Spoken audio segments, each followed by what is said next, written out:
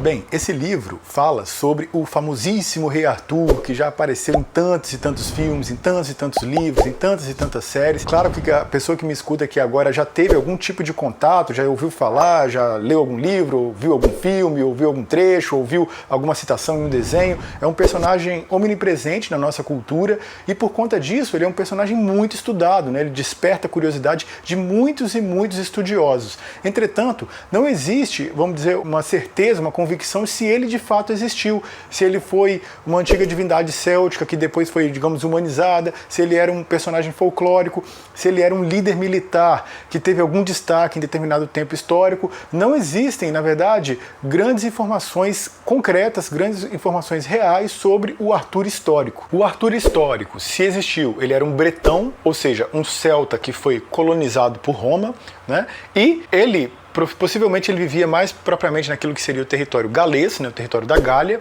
e há de se compreender mais ou menos o tempo histórico da época. Mais ou menos na virada do século IV para o século V, ali mais ou menos no ano 400, o Império Romano ele já estava, vamos dizer, se liquefazendo, né, estava se desfazendo, o Império Romano do Ocidente. E por conta disso ele retirou as legiões romanas que estavam na Bretanha. Isso facilitou um ataque de potências estrangeiras na Bretanha, de pictos, de irlandeses, de frígios e especialmente de saxões. Os saxões eram um povo da Germânia, né, um local que hoje é a Alemanha, e por algum motivo, não se sabe ao certo qual, se foi por conta de ataques de hunos, se foi por questões climáticas, se porque a Bretanha eles julgaram um território mais fértil, enfim, o fato é que eles atacaram a Bretanha, aproveitando-se do fato de que as legiões romanas haviam saído de lá. Se o Arthur histórico existiu, ele provavelmente foi um líder bretão, né, um líder dessa resistência bretã contra esses ataques de outras potências estrangeiras. Então, o que aconteceu?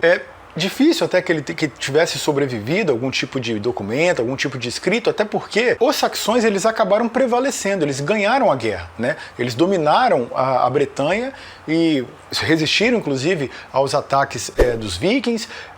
Eles se unificaram ali com os ângulos, né? Por isso muitas vezes você vai observar alguém chamando de anglo-saxões, e eles só vieram a perder o controle daquilo que era chamado de Bretanha quando os normandos, séculos e séculos depois, invadiram o local. Então assim, foi um domínio muito perene, né? Muito estável, por muito tempo. Lógico, com problemas, com guerras, com justas de várias hordas, mas eles, vamos dizer assim, seria contraditório, né? Seria muito difícil que eles fizessem, vamos dizer, cultuassem um herói que era o herói que era inimigo deles, né? Raríssimas vezes isso vai acontecer na história da humanidade. Um caso que é clássico, mas eu acho que é uma exceção que confirma a regra, é Heitor de Troia. Heitor é, claro, né, um herói troiano, e os gregos que escreveram a Ilíada, né, que havia aquela literatura oral que depois foi compilada e dada uma formatação final por aquele personagem que provavelmente foi o Homero. Na verdade, esse poema, esse lindíssimo poema que é a Ilíada, é um poema sobre o herói inimigo. Ele é um poema que destaca a nobreza, o valor, a honradez do Heitor, do herói adversário. Isso aconteceu provavelmente porque, claro, os gregos ganharam, então não tem tanta mágoa assim,